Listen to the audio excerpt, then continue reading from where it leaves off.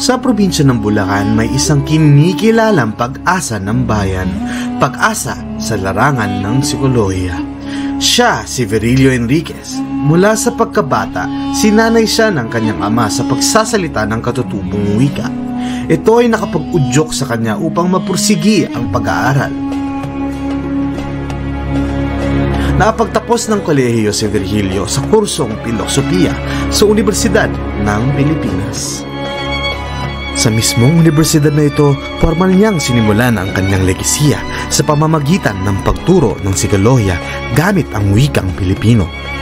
Makalipas ang ilang taon, sa Estados Unidos niya nakamit ang kanyang doctorate degree sa larangan ng psikolohiya sa Universidad ng Northwestern sa Illinois. Matapos nito, bumalik siya sa Pilipinas. Una niyang itinatag ang Philippine Psychology Research and Training House noong 1971 na siyang naging tahanan ng ating mga agamitan sa psikolohiyang Pilipino. Kaalinsabay nito, ang Pambansang Samahan sa Psikolohiyang Pilipino ay tinatag naman noong taong 1975.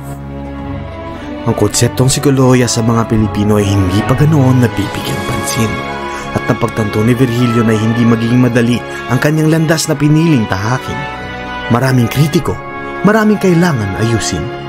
Kahit ang kanyang malapit na kaibigan na si Jesus Salazar ay mayroon ding sariling saloobin ukol sa mga konsepto na ipinahayag ni Enriquez. Ano nga ba ang dapat nagawa ni Virgilio upang malampasan ang pagsubok na ito? Aking ipagpapatuloy ang iyong nasimulan.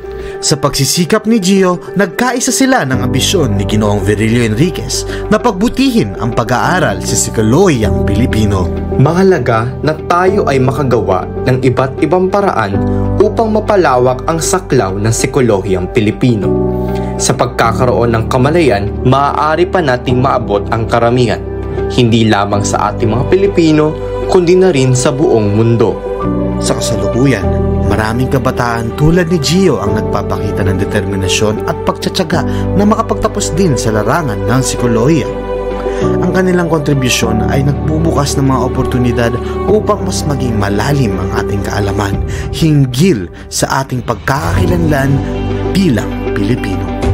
At sa pamamagitan mo, at sa pamamagitan ko, maging tulay ng pagbabago